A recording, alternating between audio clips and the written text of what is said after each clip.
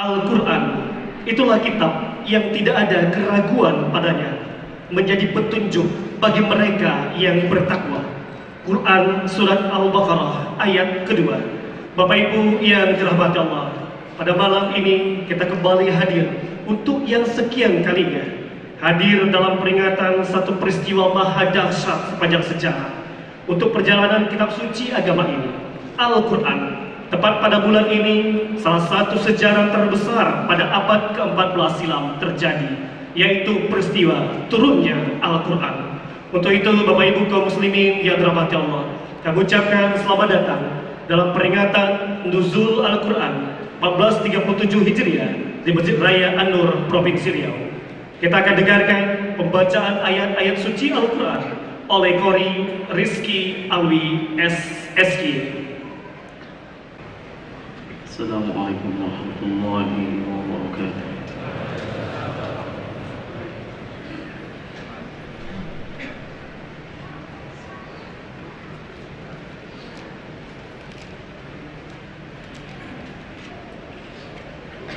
أعوذ بالله من الشيطان الرجيم.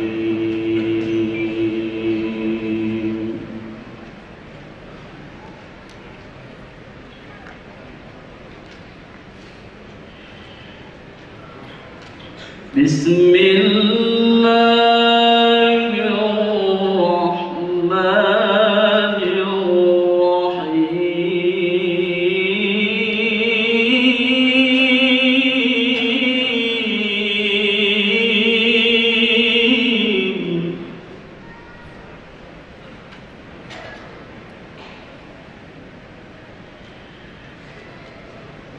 شهر رمضان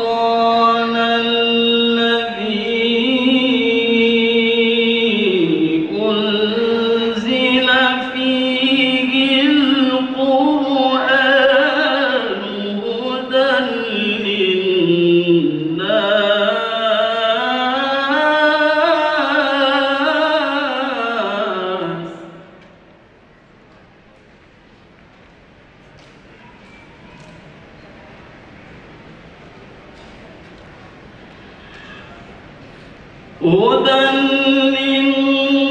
للناس وبينات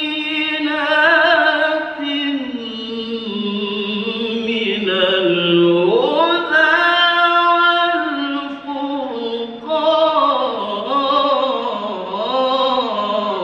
والفرقان.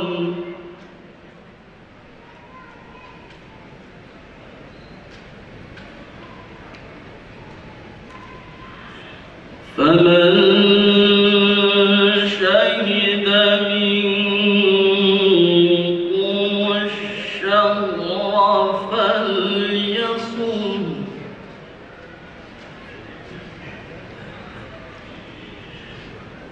ومن كان مريضا أو على سفر فعدة من أيام أخر.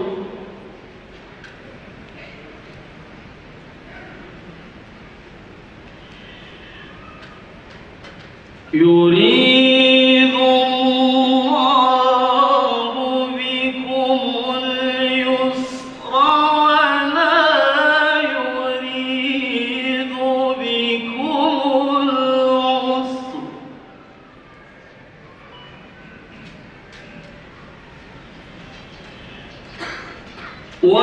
ولتكملوا العدة ولتكبروا الله على ما هداكم ولعلكم تشكرون.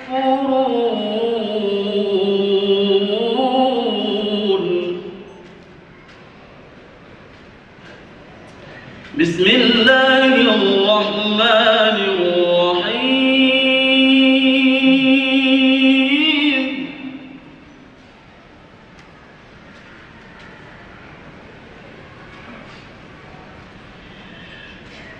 بسم الله الرحمن الرحيم إنا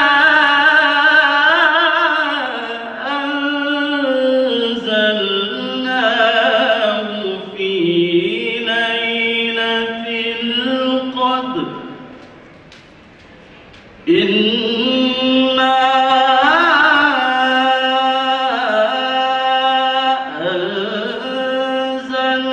أنزلناه في ليلة القدر إنا أنزلناه في ليلة القدر وما أدراك ما ليلة القدر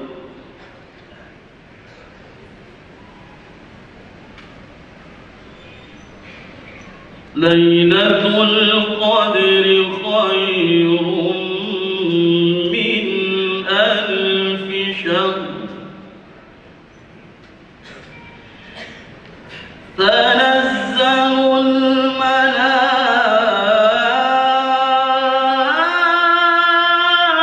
الملائكة والروح فيها بإذن ربهم من كل أمر سلام هي حتى مطلع الفجر صدق الله العظيم السلام عليكم ورحمة الله وبركاته.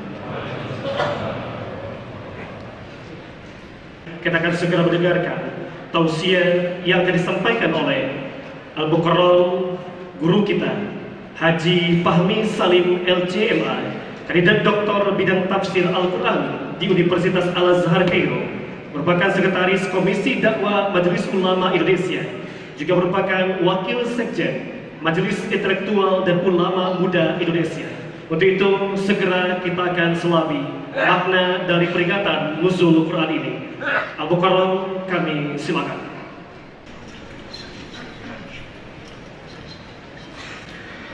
Bismillahirrahmanirrahim. Assalamualaikum warahmatullahi wabarakatuh.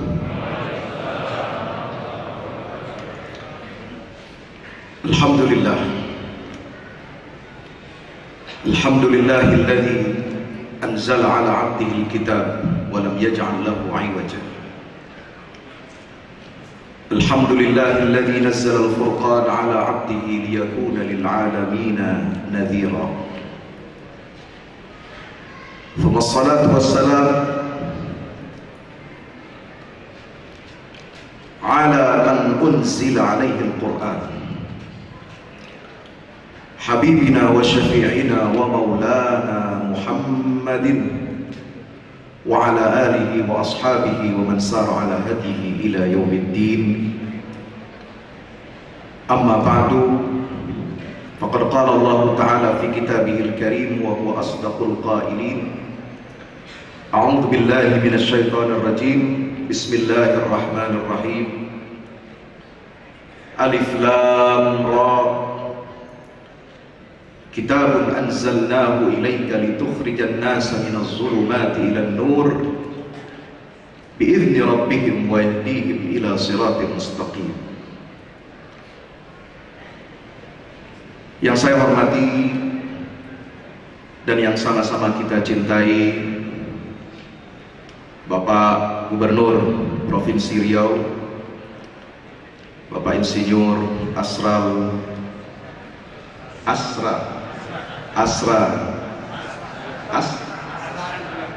Juliandi. Saya pikir Arsa tadi. Asra Juliandi Rahman beserta Ibu yang saya hormati dan sama-sama kita cintai,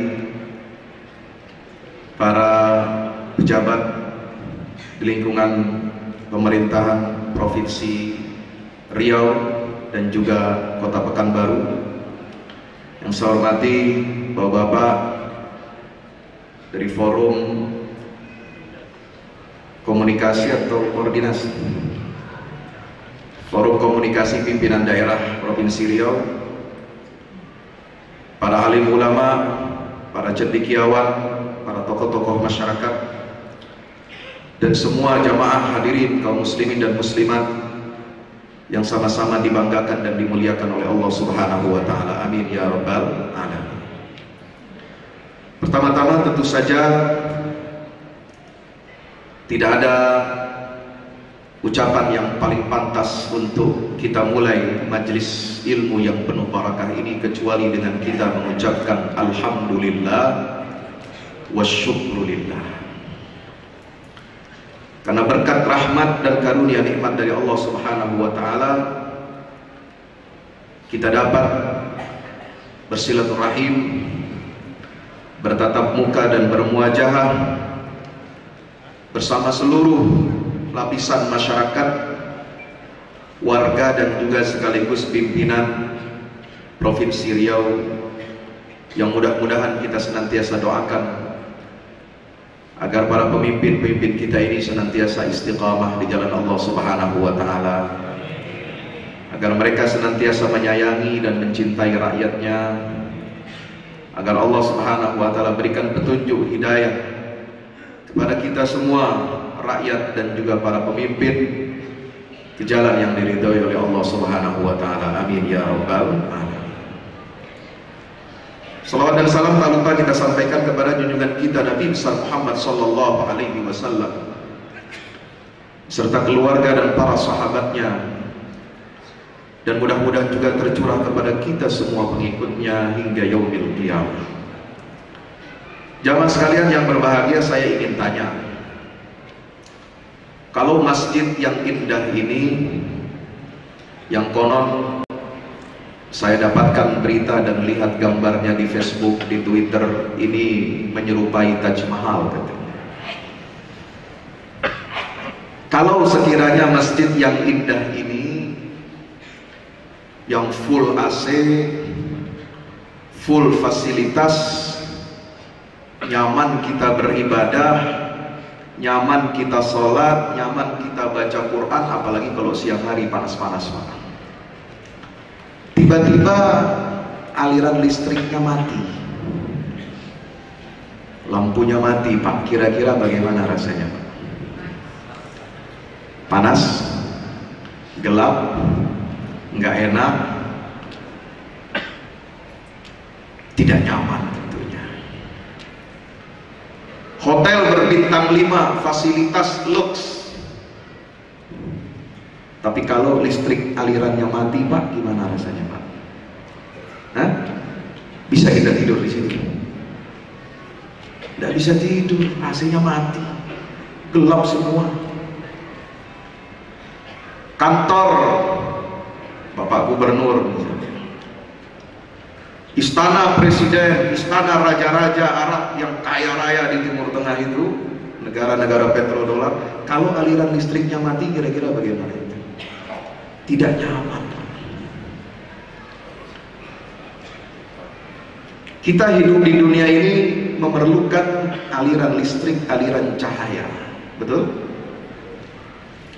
Dan aliran cahaya yang paling istimewa, yang bisa menerangi dan menembus kegelapan-kegelapan, hanya satu, yaitu cahaya Allah Subhanahu wa ta'ala. Maka kita bersyukur kepada Allah Subhanahu wa ta'ala diberikan cahaya itu. Allah Ta'ala berfirman di dalam Al-Quran, Ya ayyuhan nasu qad ja'akum burhanum min rabbikum wa anzalna ilaikum nuran mubina. Wahai orang-orang yang beriman, sungguh telah datang kepadamu burhan, bukti kebenaran dari Tuhan, dan kami turunkan kepada kalian cahaya yang terang. Allahu Akbar. Siapa burhan? Dan siapa cahaya yang terang itu? Para ulama menyatakan Al-Burhan itu adalah Nabi kita Muhammad sallallahu alaihi wasallam. Dan cahaya yang terang yang diturunkan oleh Allah Subhanahu wa taala itu adalah Al-Qur'anul Karim. Di dalam surah Al-Maidah Allah taala juga berfirman, "Qad ja'akum minallahi nurun wa kitabun mubin yahdi bihillahu man ittaba'a ridwanahu subulas salam wa yukhrijukum minaz zulumati ilan nur." Telah datang kepada kalian cahaya. Cahaya itu adalah Al-Qur'an. Cahaya itu adalah Rasulullah sallallahu alaihi wasallam yang membawa dan menyampaikan Al-Qur'an. Dan telah datang kepada kalian kitabun mubin, kitab yang terang isinya, yang dengannya Allah Subhanahu wa taala akan memberikan petunjuk kepada siapa yang mau mengikutinya, mengikuti cahaya itu. Petunjuk kemana? Petunjuk ke arah subulas salam, jalan-jalan kebahagiaan dan kesejahteraan. Jamaah sekalian yang dirahmati dan dimuliakan oleh Allah Subhanahu wa taala, pada malam hari ini kita memperingati Nuzulul Quran. Quran sebagai cahaya petunjuk bagi kita. Kalau kita hidup di dunia tanpa pelita, tanpa cahaya, tanpa lampu, tanpa aliran listrik, serasa hidup kita ini pengap. Karena semua kehidupan kita ini bergantung kepada cahaya, kepada listrik. Mau nyalain air, sekarang pakai listrik, Pak. Mau ingin ngadem, kipas, AC, semua pakai listrik. Semua pakai sumber cahaya. Kalau kita ingin membaca, kita ingin tadarus, kita ingin berwudu, ingin sholat, semua membutuhkan cahaya. Maka dalam kehidupan ini, kalau kita tidak membawa dan memegang cahaya, meskipun rumah kita mewah, meskipun istana kita mewah, meskipun masjid kita mewah, meskipun kantor-kantor kita mewah, terang benderang, tetapi tidak memiliki cahaya dari Allah Subhanahu wa taala, maka kita sesungguhnya sedang berada di dalam kegelapan. Maka itu Allah taala menyatakan, "A'udzubillahi minasyaitonir rajim, wa man a'rada 'an dzikri fa inna lahu ma'isyatan dhanka wa nahsyuruhu yaumal qiyamati a'ma." Kata Allah, siapa yang berpaling dari ingat kepada dari Al-Quran, karena Al-Quran itu adalah az-zikr. Al-Quran disebut di dalam hadis Nabi SAW sebagai Al-Hablullahil Matin, wa huwa dzikrul hakim, wa huwa siratul mustaqim. Quran itu adalah tali Allah yang kuat. Quran itu adalah az-zikrul hakim, peringatan yang paling bijaksana. Dan Al-Quran itu adalah jalan yang lurus. Maka kalau kita hidup di dunia tanpa pegangan petunjuk dari Al-Quran, maka sesungguhnya kita sedang sengsara. Susah hidup manusia di dunia ini kalau tidak ada petunjuk. Bayangkan, kalau kita jalan di jalan raya, lalu lintas, tidak ada petunjuk marka jalan, tidak ada lampu merah, tidak ada lampu hijau, tidak ada lampu kuning, semua orang mau berjalan semaunya sendiri, tidak ada petunjuk-petunjuk jalan, apa yang terjadi Bapak Ibu sekalian? Yang terjadi adalah kekacauan. Tidak ada sistem, tidak tertib, hidup kita tidak akan berkah, hidup kita pasti akan macet. Kenapa? Karena kita tidak memiliki pegangan-pegangan hidup, tidak memiliki marka-marka petunjuk dalam kehidupan kita ini. Hadirin jamaah yang dirahmati dan dimuliakan Allah Subhanahu wa taala, Maka oleh sebab itu peringatan nuzulul Quran ini bukan hanya dimaknai untuk kita sekedar bernostalgia, hanya sekedar seremoni mengupas sejarah. Oh, Quran turunnya tanggal 17 Ramadan. Oh, Quran turun bareng dengan hari Perang Badar. Oh, yang lain. Ini kadang-kadang tiap tahun begitu semua rata-rata. Yang keluar dari mulut kita, oh. Tapi apa setelah nuzulul Quran itu kita pelajari hikmah kisahnya, ini yang menjadi PR kita bersama. Hadirin yang dirahmati oleh Allah Subhanahu wa taala, oleh sebab itu kita berharap dengan peringatan nuzulul Quran ini menjadi momentum kita untuk muhasabah. Muhasabah artinya introspeksi. Muhasabah artinya kita menilai diri sendiri. Kenapa banyak orang-orang di luar Islam, musuh-musuh Islam yang menghina dan melecehkan Islam, melecehkan Al-Quran? Pertanyaannya kenapa? Karena bisa jadi Al-Quran ini di tengah-tengah umat Islam juga sadar atau tidak sadar, Quran di tengah-tengah umat Islam ini juga dilecehkan. Quran ditinggalkan petunjuk-petunjuknya. Qurannya dibaca, Pak. Qurannya dihafal. Qurannya ditaruh di tempat tinggi, tempat yang terhormat. Tetapi isi dan petunjuknya tidak diamalkan. Inilah bentuk lain pelecehan terhadap Al-Quran.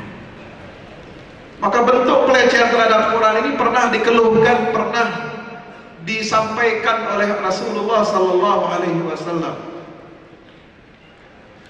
Direkam di dalam Al-Quran bagaimana Nabi curhat kepada Allah Subhanahu Wa Taala. Curhatnya Nabi ini Masya Allah, bukan kayak kita curhat. Yang jomblo curhat, ya, belum dapat jodoh. Yang sudah dapat jodoh curhat lagi, belum dapat anak. Yang pemimpin curhat melulu kerjanya. Rakyatnya juga ngeluh terus. Tapi apa isi keluhan dan curhatnya kadang-kadang ini bikin kita malu. Tapi kalau curhatnya Rasulullah Sallallahu Alaihi Wasallam, sebagaimana direkam di dalam Al-Quran, beliau mengeluhkan dan sangat mengkhawatirkan kalau Al-Quran ini dilecehkan oleh umatnya sendiri. Beliau sangat khawatir, sangat prihatin kalau Al-Quran ini justru ditinggalkan oleh umatnya sendiri sebelum ditinggalkan oleh bangsa lain, oleh umat lain. Sebelum dilecehkan oleh umat lain, beliau lebih khawatir kalau Quran ini dilecehkan oleh umatnya sendiri. Apa kata Allah Subhanahu wa taala merekam kita Muhammad sallallahu alaihi wasallam, wa qala ar-rasul ya Rabb inna qaumi ittakhadhu hadzal qur'ana mahjura. Berkatalah Rasul, Rasul itu adalah Muhammad, Sayyiduna Muhammad sallallahu alaihi wasallam. Allah mengutip perkataan Rasulnya, curhat beliau. Apa yang menjadi isi curhatnya Nabi SAW? Ya Rabb, wahai Tuhan, inna qaumi ittakhadhu hadzal qur'ana mahjura. Sesungguhnya kaumku, sesungguhnya umatku telah menjadikan Quran ini sebagai barang sia-sia. Quran ini diacuhkan, Quran ini ditinggalkan, Quran ini dilecehkan. Kok bisa umat Muhammad sallallahu alaihi wasallam mengacuhkan dan melecehkan Al-Quran? Apa maknanya ini? Nabi dalam curhatnya ingin mengingatkan kepada kita semua, hati-hati, waspadalah kalian, waspadalah. Bukan cuma slogannya Pak Polisi ini ya, Pak Kapolda, turn back crime. Wah, itu kaos-kaosnya itu Pak Polisi mantap sekali. Kalahkan kejahatan, waspadalah. Tapi waspada di sini Rasulullah mengingatkan kepada kita, jangan sampai umat ini yang dimuliakan oleh Allah dengan turunnya Al-Quran, justru kita yang pertama kali meninggalkan dan menghancurkan petunjuk Al-Quran. Apa kata para ulama di dalam kitab-kitab tafsir? Sering dikutip bentuk-bentuk pengacuhan dan pelecehan umat terhadap Al-Quran ini. Para ulama ahli tafsir menyatakan di antara bentuk hajrul Quran, meninggalkan Quran, mengacuhkan Al-Quran, melecehkan Al-Quran adalah pertama hajrul tilawati, yaitu meninggalkan bacaannya. Yang kedua hajrul hifzihi, meninggalkan hafalannya. Coba dites nih Pak Gubernur, ini jamaah yang di sini kira-kira sudah bisa baca Quran semua belum ini? Hah? Nanti Pak Gubernur bisa cek di kantor itu, di Pemda ya, satu-satu adakan survei. Berapa karyawan PNS di seluruh provinsi Riau ini sampai ke daerah kabupaten itu yang sudah bisa baca Quran? Kenapa ini penting? Karena kalau umat Islam tidak bisa baca Quran, ini bagaimana kita mau bisa memahami, bisa mengkaji isi dan kandungan? Baca aja tidak bisa, baca aja malas. Bagaimana kita mau memuliakan Al-Quran kalau baca saja sebagai syarat pertama untuk kita menggali nilai Al-Quran kok tidak bisa kita lakukan? Maka mudah-mudahan insya Allah ya, dengan tadi yang disampaikan oleh Pak Kakanwil Kemenak, kemudian Pak Gubernur, dengan semaraknya kegiatan Ramadan di Riau ini, insya Allah saya optimis tingkat buta huruf Al-Quran itu sudah bisa diberantas, sudah bisa diminimalisir sampai ke angka yang serendah-rendahnya, insya Allah. Maka sebagai pemimpin jangan malu untuk mengecek rakyatnya, sudah sejauh mana, berapa persen rakyat saya, berapa persen pejabat di tingkat bawah saya ini yang bisa baca Quran. Sebab kalau kita tidak memperhatikan masalah yang paling pokok dan mendasar ini, kalau ada di bawah kita, rakyat kita, umat kita, pejabat kita, karyawan kita, ternyata dia muslim tetapi tidak bisa baca Quran, maka ini yang dikhawatirkan oleh Rasulullah SAW. Ittakhadhu hadzal Qur'ana mahjura.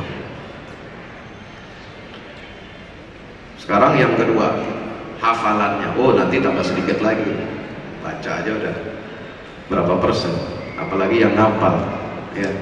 Ini biasanya tambah turun lagi prosentasinya. Kalau ditanya hafal berapa Pak, juz 30 apa 30 juz ya? Atau jangan salah ucap, ada salah ucap dari pemimpin negeri antah berantah, ditanya alhamdulillah di sini kami punya santri yang hafal Quran 35 juz.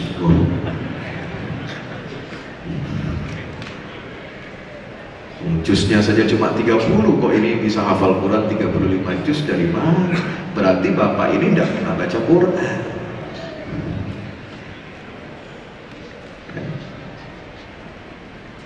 Biasanya kalau sudah mulai bacaan, naik tingkat hafalan, mulai turun lagi. Kemudian yang ketiga, kata ulama kita, hajrut tadabburi, meninggalkan aktivitas mentadabburi Al-Quran. Wah, makin dikit lagi. Ngaji, ya, bukan cuma ngaji mulut, ngaji kuping. Masyarakat kita ini, mohon maaf, kebanyakan ngajinya ngaji kuping, males baca, betul? Males nulis, betul? Kalau ngaji, datang ke pengajian, duduk ke pengajian, duduk di tablik akbar, cuma nguping. Wah, gimana tadi tablik akbarnya? Wah, mantap, lucu ceramahnya, senang. Gimana tablik akbarnya tadi? Oh, mantap Pak. Penceramahnya sampai jungkir balik. Ya. Ini kenapa? Karena kita menjadikan tuntunan ini sebagai tontonan. Ngaji ini hanya sebagai relaksasi, tahu relaksasi? Ya. Sebagai ya sisa waktu lah, kira-kira begitu. Pengen rileks, pengen nyantai, pengen selonjor di masjid, ya. Dengerin ustadz ceramah, ya. Syukur-syukur kalau ada yang masuk ke kupingnya, masuk ke dalam hatinya, ya. Maka meninggalkan tadabbur Al-Quran ini itu salah satu jenis bentuk pelecehan kita terhadap Al-Quran. Kenapa? Quran ini harus kita tadabburi. Karena salah satu tujuan turunnya Al-Quran kepada kita umat Nabi Muhammad SAW adalah وَهَذَا كِتَابٌ أَنزَلْنَاهُ إِلَيْكَ مُبَارَكٌ لِيَدَّبَّرُوا آيَاتِهِ وَلِيَتَذَكَّرَ أُولُو الْأَلْبَابِ. Quran turun bukan hanya untuk dibaca, bukan hanya untuk dihafalkan, bukan hanya untuk dijadikan kalam pembuka dari setiap acara kita, tetapi yang lebih utama dari itu adalah bagaimana kita mengambil pelajaran dari Al-Quran dan bagaimana kita bisa mengamalkan isi Al-Quran itu dalam kehidupan kita. Maka berikutnya yang level yang keempat adalah hajrul amal ini. Banyak umat Islam yang meninggalkan beramal dengan Al-Quran. Agamanya Islam, perilakunya tidak Islam. Kalau ditanya, apakah saudara marah ada orang non-muslim yang menginjak-injak Al-Quran? Marah. Tetapi dia tidak sadar kalau banyak orang Islam yang tidak mengamalkan isi Al-Quran, tidak berperilaku Islami, itu justru dia sedang menginjak-injak Islam. Dia nggak sadar. Maka hadirin yang dirahmati Allah Subhanahu Wa Taala, maka tugas kita semua ini adalah memuliakan Al-Quran. Karena Allah sudah muliakan kita dengan Al-Quran. Allah turunkan cahaya penerang, cahaya petunjuk, pelita, pedoman yang luar biasa untuk memuliakan kehidupan kita sebagai manusia khalifatullah fil ardh. Maka tugas kita adalah mensyukuri nikmat turunnya Al-Quran itu dengan cara apa? Memuliakan Al-Quran dengan mengamalkannya dalam kehidupan kita sehari-hari, insya Allah. Sekarang ini agak repot, bagaimana Pak Ustadz caranya ini kita mau mengamalkan Al-Quran, ya. Sementara banyak diantara kita yang meninggalkan petunjuk Al-Quran ini, yang menyebabkan munculnya masalah-masalah yang tidak pernah selesai adalah karena kita meninggalkan petunjuk Al-Quran. Banyak sekali problematika kehidupan kita, Bapak Ibu jamaah sekalian, Bapak Gubernur yang saya hormati. Kalau lihat negara kita ini, Indonesia negara yang sangat makmur. Semua sumber daya alam ada di negara kita. Bukan hanya minyak, bukan hanya gas, emas, tetapi juga semua tumbuh-tumbuhan, kekayaan laut, kekayaan nabati, semuanya lengkap di Indonesia. Maka ada satu laporan intelijen internasional yang menyatakan, memprediksikan bahwa Indonesia nanti 20 tahun kemudian akan menjadi sasaran empuk bagi negara-negara kekuatan adidaya besar di dunia ini untuk dijadikan proxy war. Kenapa?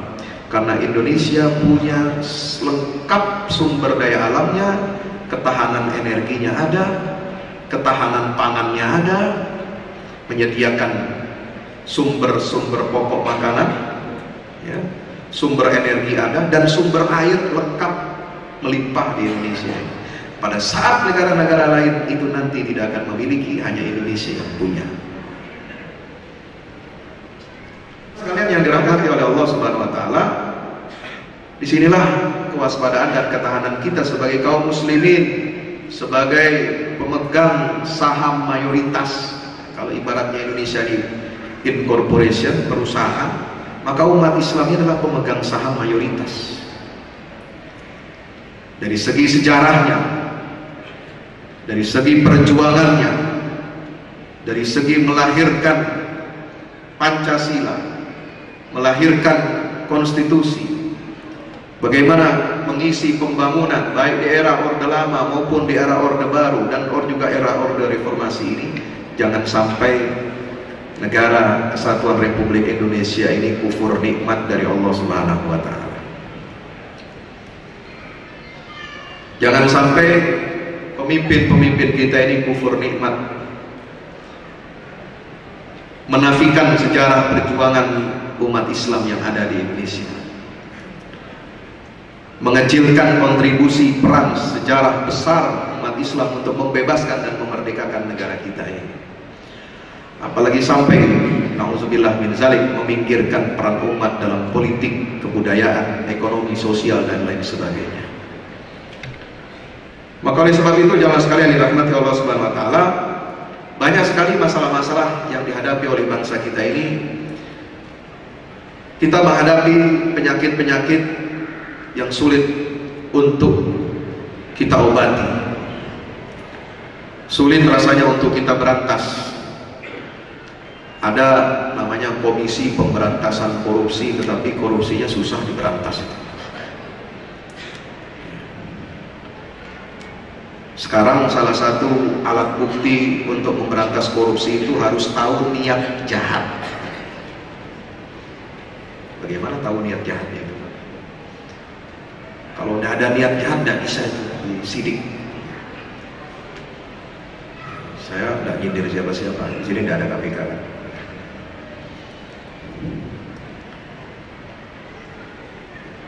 Kita punya penyakit khianat di semua level. Khianat di dalam rumah tangga, khianat di dalam pemerintahan, khianat di dalam masyarakat kita, tidak percaya satu dengan yang lainnya. Kita punya penyakit kerusakan moral generasi muda, Masya Allah, narkoba kemana-mana. Salah satu penyakit kita ini yang sulit untuk diobati, sulit untuk diberantas, ini narkoba. Ya. Kemarin saya berbincang dengan Kepala Kejaksaan Tinggi DKI Jakarta. Kebetulan saya ngisi ceramah buka puasa di sana. Beliau kebetulan pernah bertugas sebelum di DKI di Kepri, di Tanjung Pinang, di Batam juga. Saya tanya, Pak, masalah yang paling berat di Kepri itu apa, Pak? Narkoba, Pak Ustaz. Penyelundupan narkoba luar biasa. Memang ada satu gerakan sistematis, entah sadar atau tidak, itu memang dari luar ini betul-betul ingin menghancurkan Indonesia dengan narkoba. Menghancurkan Indonesia gampang caranya dengan menghancurkan moral generasi muda. Maka kita dibuai dengan narkoba, kita dibuai dengan minuman-minuman keras, kita dibuai dengan kemaksiatan-kemaksiatan untuk menghancurkan generasi muda kita.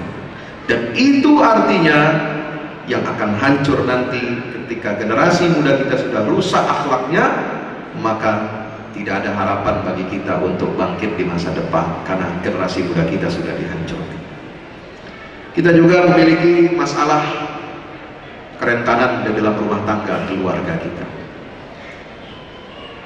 Anak yang bandel, bahkan pemerkosaan terjadi dilakukan oleh anak-anak di bawah umur. Bagaimana peran pendidikan keluarga ini untuk mengatasi itu semua, kita belum lihat langkah yang pasti dan tegas dari pemerintah. Kekerasan, belum lagi ekonomi, pemerasan, kezaliman dan lain sebagainya. Bagaimana kita ingin memecahkan semua masalah-masalah itu? Maka kalau kita kembali kepada petunjuk Allah, kembali kepada petunjuk Al-Quran, yaitu dengan cara kita memasyarakatkan Al-Quran dan mengqurankan masyarakat. Tidak bisa tidak, ini obat yang tidak bisa ditawar-tawar. Karena Quran itu syifa, Quran itu obat. Wa nunazzilu minal Qur'ani ma huwa syifaa'un wa rahmatun lil mu'minin wa la yazidu zalimina illa khasara. Kami turunkan dari Al-Quran itu obat penawar bagi manusia, rahmat bagi orang-orang yang beriman, dan tidak ada yang memberikan tambahan kepada orang-orang zalim kecuali mereka akan menyesal. Kalau kita menzalimi Al-Quran, kalau kita meninggalkan Al-Quran, kalau kita mengacuhkan petunjuk Allah di dalam Al-Quran, maka kehidupan kita akan sengsara, rugi. Wala yazidu zalimina illa khasara. Kita akan gelap hidup kita ini karena tidak punya lampu, tidak punya cahaya dalam hidup petunjuk kita ini. Kenapa? Wa man a'rada an dzikri fa inna lahu ma'isyatan dhanka. Hidup kita di dunia akan gelap. Jamaah sekalian yang dirahmati Allah Subhanahu wa taala, bagaimana kita memasyarakatkan Al-Quran? Maka diperlukan langkah-langkah yang strategis, tersistem, terstruktur, juga melibatkan elemen-elemen masyarakat sipil, masyarakat madani, untuk membina masyarakat kita ini dengan Al-Quran, dengan membangun jaringan infrastruktur Al-Quran. Ya, ini istilah saya ini yang baru. Membangun jaringan infrastruktur Al-Quran. Jangan kita cuma membangun infrastruktur jalan raya saja, pelabuhan, itu sudah itu agenda rutin, sudah peningkatan ekonomi biasa itu. Itu agenda biasa, agenda rutin kita untuk meningkatkan kualitas pembangunan fisik, pembangunan ekonomi. Tetapi jangan lupa, dasar dari pembangunan ekonomi, dasar dari pembangunan sosial, dasar dari pembangunan politik, dasar dari pembangunan pertahanan dan ketahanan negara kita ini adalah harus dibangun dari apa? Akhlak yang bersumber dari tauhid kepada Allah Subhanahu wa ta'ala. Maka kalau kita lihat di dalam Al-Quran, penyakit kaum-kaum umat ya, daripada nabi-nabi dan rasul terdahulu itu banyak sekali, Pak. Mirip samalah dengan yang kita hadapi sekarang. Karena semua penyakit manusia itu pada dasarnya adalah pengulangan-pengulangan, copy paste, recycle dari semua jenis penyakit-penyakit yang dulu sudah ada di permukaan bumi ini yang dihadapi oleh manusia. Saudara mau lihat apa? Penyakit bidang ekonomi dulu sudah dialami oleh kaum Nabi Shu'aib, oleh kaum Nabi Hud, oleh kaum Nabi Saleh yang mengingkari Allah Subhanahu wa ta'ala, tidak mau tunduk kepada aturan Allah dalam ekonomi, nggak mau tunduk. Nabi Shu'aib ditantang oleh umatnya.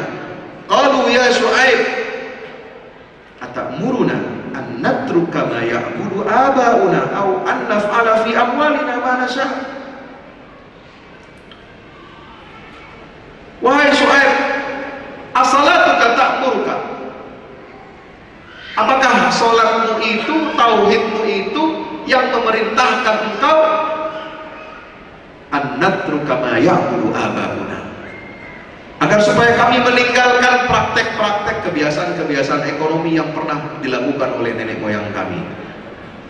Kok datang-datang tiba-tiba datang ente ke sini bilang jadi rasul, kok larang-larang kita untuk melakukan praktek ekonomi yang zalim?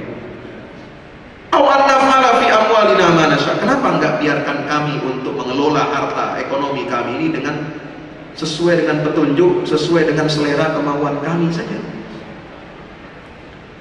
Jadi ekonomi kapitalis itu sudah ada sejak zaman dulu, sejak zaman bahula, kata orang Sunda. Apalagi penyakit? Penyakit kita ini sombong karena punya ilmu pengetahuan dan teknologi. Dulu kaum Nabi Soleh kurang hebatnya apa mereka? Mereka bisa memahat gunung dipahat jadi istana-istana yang megah. Coba sekarang ada nggak teknologinya begitu? Susah. Paling kita cuma bisa ngebor bikin MRT, tapi sampai memahat bikin istana di gunung besar, bagaimana bisa kita saksikan? Alam tara kaifa fa'ala rabbuka bi'adin irama dhatil imad allati lam yukhlaq mithluha fil bilad wa thamud alladhina jabu as-sakhra bil wad wa fir'auna dil autad. Itu orang-orang kaum-kaum terdahulu, ipteknya sudah tinggi Pak, nggak kalah dengan zaman sekarang. Pada masa itu sudah sangat hebat, tapi mereka sombong, mereka tidak mau mengakui tauhid kepada Allah Subhanahu wa Ta'ala, tidak mau mendasari pembangunan ekonomi, pembangunan politik, pembangunan sosial budaya berdasarkan nilai-nilai tauhid. Lihat kaum Nabi Lut, mereka orang hebat-hebat, orang pinter-pinter, tapi keblinger, suka sesama jenis, kawin sesama jenis. Maka Allah Subhanahu wa Ta'ala peringatkan mereka melalui Nabi Lut alaihissalam agar mereka tinggalkan perilaku primitif, perilaku yang sangat keji, perilaku homoseksual, agar mereka kembali kepada Allah Subhanahu wa Ta'ala. Karena Allah tidak pernah menciptakan manusia ini berpasang-pasangannya sesama jenis, nggak ada. Allah ciptakan manusia pertama Adam dan Hawa, nggak pernah Allah ciptakan Adam dan Jaka. Apa jadinya manusia di dunia ini kalau suka sesama jenis, kawin sesama jenis? Wah repot, nggak ada regenerasi, nggak ada manusia di dunia ini, akan punah, akan hancur, musnah. Maka oleh sebab itu Allah peringatkan agar mereka bertakwa kepada Allah Subhanahu wa Ta'ala. Maka itu jamaah sekalian yang dirahmati Allah Subhanahu wa Ta'ala, kita perlu mengqurankan masyarakat ini. Dan Allah Subhanahu wa Ta'ala sudah menantang, sibghatallah wa man ahsanu minallahi sibghah. Lihatlah, amalkanlah celupannya Allah. Islam ini adalah celupan dari Allah. Islam ini adalah warnanya dari Allah. Maka siapa yang lebih baik celupannya dari celupan Allah Subhanahu wa Ta'ala? Allah juga menantang kepada kita, wa man ahsanu minallahi hukman liqaumin yuqinun. Hukum mana yang lebih baik daripada hukum Allah Subhanahu wa Ta'ala? Maka kita harus perbaiki kehidupan kita, umat muslim ini. Negara kita kalau ingin baik, ingin bahagia, ingin aman, ingin sejahtera, ingin tentram, ingin damai, harus menjadikan tauhid, menjadikan cinta kepada Allah Subhanahu wa Ta'ala itu sebagai basis dan dasar dari semua pembangunan kita. Coba jamaah sekalian yang dirahmati Allah Subhanahu wa Ta'ala, bagaimana kita membangun keluarga? Bagaimana kita membangun masyarakat? Bagaimana kita membangun negara diberikan petunjuk oleh Allah di dalam Al-Quran? Untuk menciptakan negara yang baik, negara yang kuat, harus ada keluarga yang kuat. Itu sudah teori yang diterima oleh semua kalangan, sudah menjadi ijma seluruh cendekiawan. Nggak bisa kita menciptakan negara yang baik kalau tidak berangkat dari keluarga yang baik. Maka negara kecil seperti Singapura itu Pak, luar biasa perhatiannya kepada keluarga. Australia, negara maju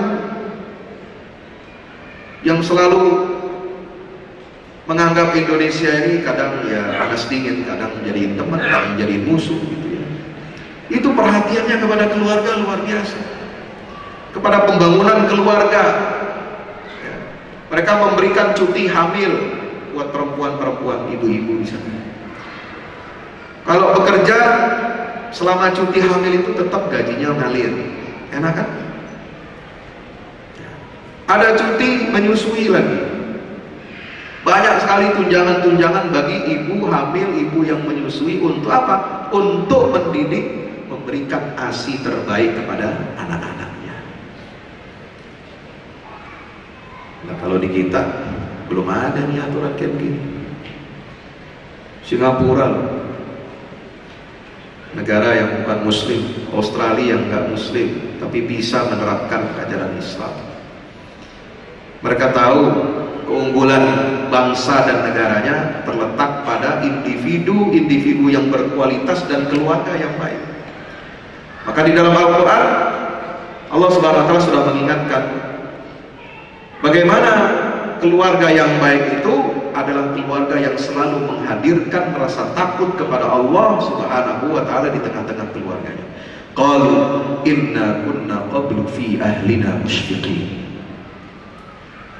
Maka kembali kepada tauhid lagi, menghadirkan rasa takut kepada Allah. Suami takut kepada Allah, jangan takut sama istri, Pak. Takut kepada Allah. Istri takut kepada Allah, jangan takut sama suami, Bu, ya. Tapi takut kepada Allah. Kalau takut kepada Allah, ya kepada suami pun hormat, kepada anak pun sayang, kepada tetangga sayang. Baik, kalau kita semua takut kepada Allah. Maka itu jamaah sekalian yang dirahmati Allah Subhanahu wa Ta'ala, membangun masyarakat yang adil, aman, tentram, damai. Al-Quran sudah memberikan petunjuk. Falyabudu rabb hadzal bait alladzi at'amahum min ju'in wa amanahum min khauf. Artinya tauhid kepada Allah Subhanahu wa Ta'ala, ibadah kepada Allah yang baik akan memberikan rasa aman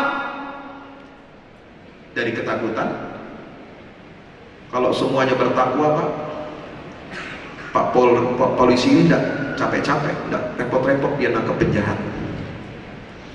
Reskrim itu insya Allah tidak terlalu banyak kerjanya. Kenapa? Karena warga masyarakatnya takut kepada Allah, bertakwa kepada Allah Subhanahu wa Ta'ala. KPK mungkin tidak diperlukan lagi, dibubarkan saja. Kenapa? Karena pemimpinnya semuanya bertakwa kepada Allah, baik, takwa, soleh-soleh, semua, nggak ada yang berani korupsi. Itu dia. Falyabudu rabb hadzal bait alladzi at'amahum min ju' wa amanahum min khauf. Ibadah kepada Allah, takwa kepada Allah, bertauhid kepada Allah pasti harus bisa melahirkan rasa kenyang, tidak takut lapar, dan akan melahirkan rasa aman. Dia tidak akan memiliki rasa takut dari gangguan-gangguan keamanan. Ini janji Allah Subhanahu wa Ta'ala. Allah juga berjanji orang penduduk negeri yang beriman dan bertakwa, dia akan diberikan pintu-pintu keberkahan akan dibuka dari langit dan dari bumi. Walau anna ahlal qura amanu wattaqau lafatahna 'alaihim barakatin minas sama'i wal ard walakin kadzdzabu. Maka semuanya ini kita harus kembali kepada basic kita. Kita harus fungsikan nuzulul Quran, turunnya Al-Quran sebagai kebangkitan umat Islam untuk memfungsikan Al-Quran dalam kehidupan kita. Kalau landasannya takwa, landasannya iman, landasannya tauhid jadi basis semua pembangunan-pembangunan yang ada di negara kita ini, insya Allah negara kita aman, insya Allah negara kita makmur, insya Allah negara kita akan damai, kita akan sejahtera. Kenapa? Karena kita semuanya warga, rakyat, pemerintah, pemimpin semuanya tunduk patuh takwa kepada Allah Subhanahu wa Ta'ala. Ini yang diinginkan Al-Quran, sehingga menjadi apa? Negeri yang baldatun thayyibatun wa rabbun ghafur. Insya Allah. Sebab itu jamaah sekalian yang dirahmati Allah Subhanahu wa Ta'ala, saya selalu mengatakan sebenarnya inti daripada nuzulul Quran ini adalah bagaimana kita mewujudkan kepemimpinan yang Islam. Sebab rakyat, individu, negara ini dikemudikan oleh pemimpin, betul? Ibarat supir yang bawa bis menuju tujuan adalah supir, dia pengemudinya. Pesawat terbang mau pergi kemana, kita ikut siapa? Pilot. Ya. Maka di setiap kesatuan angkatan semua ikut komandan. Rakyat mau dibawa kemana, ikut pemimpin, imam. Kata Nabi SAW, innama ju'ilal imamu liyutamma bihi. Kita bisa rukuk, bisa sujud, bisa i'tidal, bisa macam-macam karena ikut imam, ada pemimpinnya. Maka pemimpin ini penting untuk kita wujudkan untuk kebaikan hamba Allah Subhanahu wa ta'ala. Pemimpin yang berkualitas, pemimpin yang bertakwa kepada Allah Subhanahu wa ta'ala, pemimpin yang takut kepada Allah, sehingga dalam setiap tindak tanduknya, kebijakan-kebijakannya senantiasa memiliki keadilan, memiliki kemaslahatan, memiliki rasa cinta dan rasa sayang kepada umat Rasulullah yang dia pimpin. Kalau bukan karena takwa kepada Allah, bukan karena tauhid kepada Allah, tidak bisa kita akan mendapatkan baldatun thayyibatun wa rabbun ghafur, sebagaimana visi Al-Quran untuk membangun masyarakat yang baik, masyarakat yang diridhoi oleh Allah Subhanahu wa ta'ala. Maka untuk melahirkan pemimpin yang baik ini, Bapak Ibu sekalian, terakhir kita harus tanamkan tauhid, kita harus masyarakatkan Al-Quran, sehingga akan lahirlah nanti pemimpin-pemimpin yang baik, pemimpin-pemimpin yang soleh, pemimpin-pemimpin yang menjadikan Quran sebagai panglimanya. Sekarang kalau mau melahirkan pemimpin, sekarang katanya harus nunggu survei, Pak. Tunggu survei dulu, Pak. Wah, ini mau pilgub DKI sebentar lagi. Nanti dulu, kita tunggu dulu, wait and see dulu partai katanya. Kita tunggu dulu survei apa maunya masyarakat ini. Padahal yang lembaga survei itu semuanya sudah pesanan semua. Bagaimana mau menggambarkan kecenderungan asli daripada masyarakat untuk mensurvei kecenderungan politik rakyat kalau itu sudah dipesan semua? Maka kalau Indonesia dulu, para pejuang-pejuang kita, para pemimpin-pemimpin kita mau memerdekakan Indonesia nunggu survei, gak bakalan merdeka ini Indonesia, Pak. Karena secara kekuatan, secara militer mustahil kita bisa mengalahkan penjajah waktu itu. Pangeran Diponegoro perang melawan penjajah itu tidak pakai survei kok. Betul? Cut Nyak bisa mengalahkan, menaklukkan Belanda, nggak pakai survei dia sebelum perang. Menang nggak ya? Menang nggak ya? Imam Bonjol berperang melawan penjajah juga nggak pakai data survei. Sultan Agung Mataram, siapa lagi? Pangeran Antasari, Sultan Hasanuddin, Sultan Babullah, ya, semua pemimpin-pemimpin Islam ketika mereka berjuang untuk mengusir penjajah dari muka bumi negara kita ini tidak pernah mengandalkan yang namanya survei, tapi mereka mengandalkan nuraninya, instingnya, mengandalkan imannya, mengandalkan tauhidnya kepada Allah Subhanahu wa ta'ala yang bisa membalikkan keadaan. Kam min fi'atin qalilatin ghalabat fi'atan katsiratan bi'idznillah. Banyak kelompok kecil sebagaimana kaum muslimin di perang Badar yang bisa mengalahkan kelompok yang jauh jumlahnya lebih besar. Kenapa? Karena mereka punya iman, karena mereka punya tauhid, karena mereka memegang teguh cahaya yang diturunkan oleh Allah Subhanahu wa ta'ala buat mereka untuk meniti kehidupan ini, sehingga mereka bisa menaklukkan semua hal yang mustahil itu. Maka kita umat Islam, tantangan terbesar kita ke depan ini adalah bagaimana bisa mewujudkan dan mempertahankan kepemimpinan Islam di negeri ini. Negara ini dimerdekakan oleh perjuangan para ulama, oleh darah para syuhada, oleh tangisan, jeritan orang-orang janda, orang-orang papa, orang-orang miskin, yang mayoritas adalah mereka beragama Islam. Maka kita memiliki amanah dan tanggung jawab untuk melanjutkan kepemimpinan di Indonesia ini harus tetap berada di tangan orang-orang yang amanah, di tangan orang-orang yang beriman kepada Allah, di tangan orang-orang yang bertakwa kepada Allah Subhanahu wa ta'ala, di tangan orang-orang yang betul-betul menjaga nilai-nilai kearifan umat Islam di negeri yang kita cintai. Maka saya berharap mudah-mudahan ya ke depan tidak ada lagi isu-isu kalau pemerintah pusat melalui Kemendagri mau mencabut perda-perda itu. Memang yang katanya yang diumumkan, dipublikasikan itu perda tentang investasi Pak, ekonomi, oke. Tapi yang nggak dipublikasikan buka juga dong. Itu perda-perda tentang syariat apa bukan itu? Ini ingin identitas Islam di Indonesia ini dicabut, gimana? Saya sedih Pak, membandingkan negara kita ini dengan negara kecil lain, negara Muslim seperti di Qatar. Ya. Qatar itu penduduknya 2,2 juta, tetapi penduduk asli Muslimnya Qatar itu hanya 300.000 seperti Brunei. Tapi negara yang sangat kaya, super kaya, income per kapitanya itu hampir 40.000 dolar per tahun. 40.000 dolar. Mayoritas warga Qatar itu adalah ekspatriat asing. Dari India, dari Pakistan, dari Filipina, paling banyak Filipina tuh. Banyak non-muslim, bule-bule banyak. Tetapi nuansa bulan Ramadan di negara kecil itu, walaupun mayoritasnya adalah bukan non-muslim, ekspatriat, mereka bisa merasakan ini bulan Ramadan, orang puasa nggak boleh makan siang hari di tempat umum. Tapi di negara kita ini Masya Allah, mayoritas umat yang beragama Islam, tetapi kok seperti kita tidak sedang merasakan kita masuk negara Muslim. Orang buka warung di mana-mana, bebas.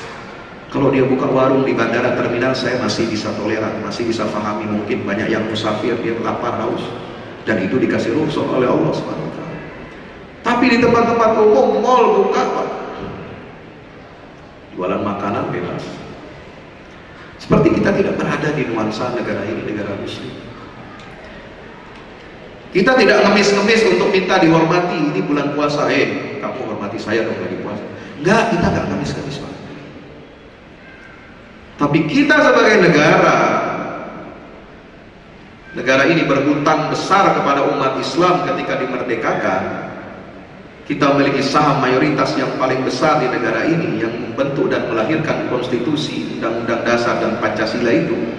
Maka negara harus bayar hutang itu dengan baik. Harus hargai ini umat Islam.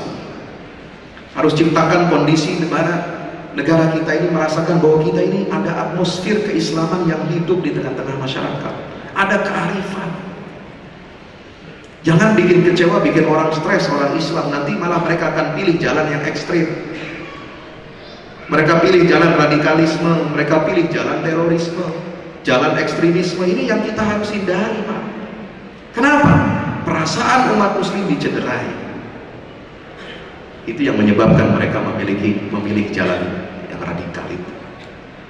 Maka untuk menjaga supaya negara ini aman dari ancaman radikalisme, terorisme, maka harus baik-baiklah kita kepada umat Islam ini. Yang bisa menjaga keutuhan NKRI dari Sabang sampai Merauke itu siapa? Umat Islam, Pak. Coba dilihat di Papua, coba lihat di Maluku, mereka mau pisah dari kita, itu umat Muslim. Siapa yang menjadi tonggak tiang pancang NKRI di Papua? Ya umat Islam.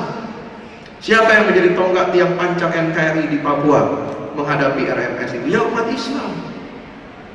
Ya. Kalau bukan Islam ini bagaimana negara kita ini akan tercabik-cabik, Pak? Disintegrasi luar biasa. Maka mari kita hadirkan semangat Ramadan, semangat untuk kita mengaktualkan nuzulul Quran. Mari kita hadirkan sama-sama dalam seluruh aspek kehidupan kita. Pemerintah, rakyat, bersama para alim ulama, para cendekiawan Muslim harus menciptakan iklim yang kondusif agar masyarakat kita ini menjadi masyarakat yang bertakwa, beriman kepada Allah, sehingga bisa melahirkan peradaban yang unggul, negara yang makmur, baldatun thayyibatun wa rabbun ghafur. Amin ya rabbal alamin. Terima kasih atas perhatiannya, mohon maaf atas segala kekurangannya. Aqulu qouli hadza wa astaghfirullah li wa lakum. Ya, mohon maaf. Mari kita tutup dengan doa kepada Allah Subhanahu wa taala agar Allah menurunkan rahmat-Nya, membuka pintu-pintu maghfirah-Nya, dan pada akhirnya mudah-mudahan kita semua menjadi hamba-hamba yang dibebaskan oleh Allah dari siksa api neraka di bulan suci Ramadan ini. Amin ya rabbal alamin. Al-Fatihah. A'udzubillahi minasyaitonir rajim. Bismillahirrahmanirrahim. Alhamdulillahi rabbil alamin arrahmanir rahim maliki yaumiddin. Iyyaka na'budu wa iyyaka nasta'in. Ihdinas siratal mustaqim siratal ladzina an'amta 'alaihim ghairil maghdubi 'alaihim waladdallin. Amin ya rabbal alamin. Bismillahirrahmanirrahim. Alhamdulillah rabbil alamin. Lakal hamdu ya Allah ya maulana ya ma'bud ya arhamar rahimin irhamna. Allahumma salli wa sallim wa barik ala nabiyyina Muhammadin wa ala alihi wa sahbihi ajma'in. Allahumma ya Allah taqabbal minna salatana wa du'ana wa siyamana wa qiyamana wa tilawatana wa sujudana wa takhashu'ana wa tadarru'ana wa tammim taqsirana bi rahmatika ya arhamar rahimin. Allahumma ja'al jam'ana hadha jam'an marhuma wa tafarruqana min ba'di tafarruqan ma'suma wa la taj'al fina wa la minna wa la ma'ana shaqiyyan wa la mahruma. Allahumma ya Allah inna nas'aluka ridhaka wal jannah wa na'udzu bika min sakhatika wan nar. Allahumma innaka 'afuwun karimun tuhibbul 'afwa fa'fu 'anna. Allahumma innaka 'afuwun karimun tuhibbul 'afwa fa'fu 'anna. Allahumma innaka 'afuwun karimun tuhibbul 'afwa fa'fu 'anna ya karim. Ya Allah ya Tuhan kami, ampunilah dosa-dosa kami, dosa-dosa orang tua kami, guru-guru kami, mertua kami, sanak kerabat kami, anak-anak kami. Ampunilah dosa-dosa kami semua ya Allah ya Rabbal Alamin. Jadikanlah kami semua di bulan suci Ramadan ini menjadi hamba-hamba-Mu yang Engkau kasihi, Engkau rahmati, Engkau ampuni semua dosa-dosanya, dan mudah-mudahan Engkau jadikan kami kembali ke dalam fitrah setelah kami berpuasa nanti menggenapkannya sebulan penuh ya Allah ya Rabbal Alamin. Ya Allah ya Rabbal Alamin, tunjukilah kami, tunjukilah para pemimpin-pemimpin kami, tunjukilah negara kami ini dengan petunjuk Al-Quran-Mu ya Allah. Ya Allah ya Rabb, kuatkanlah iman dan Islam kami, kuatkanlah upaya-upaya dan jihad kami untuk memasyarakatkan Al-Quran, untuk mengqurankan masyarakat. Ya Allah ya Rabbal Alamin, tunjukilah kami ke jalan-Mu yang lurus, jalan yang Kau ridhoi, jalan yang telah Kau berikan nikmat kepada para nabi, para syuhada, para salihin, para awliya, dan jangan Kau jerumuskan kami ke jalan orang-orang yang Kau murkai, orang-orang yang tersesat. Jauhilah umat ini dari kerusakan akidah, jauhilah umat ini dari kedangkalan akidah, dari aliran-aliran sesat, dari upaya-upaya untuk merongrong negara kesatuan Republik Indonesia ya Allah. Ya Allah, lindungilah generasi muda kami, lindungilah anak cucu kami, lindungilah generasi-generasi penerus kami ya Allah, agar mereka menjadi hamba-hamba yang taat kepadamu, taat menjalankan sunnah Nabi-Mu, taat kepada para pemimpinnya, taat kepada orang tua, berbakti kepada orang tua, agama, bangsa dan negara. Rabbana atina fid dunya hasanah wa fil akhirati hasanah wa qina adzabannar. Wa sallallahu ala nabiyyina Muhammadin wa ala alihi wa sahbihi wasallam. Walhamdulillahi rabbil alamin. Wassalamu alaikum warahmatullahi wabarakatuh. Bapak Ibu hadirin yang kami hormati, demikian tadi kita dengarkan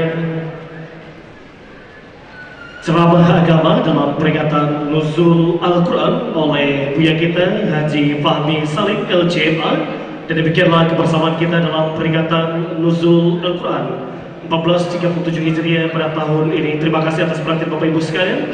Akhirnya, Assalamualaikum warahmatullahi wabarakatuh.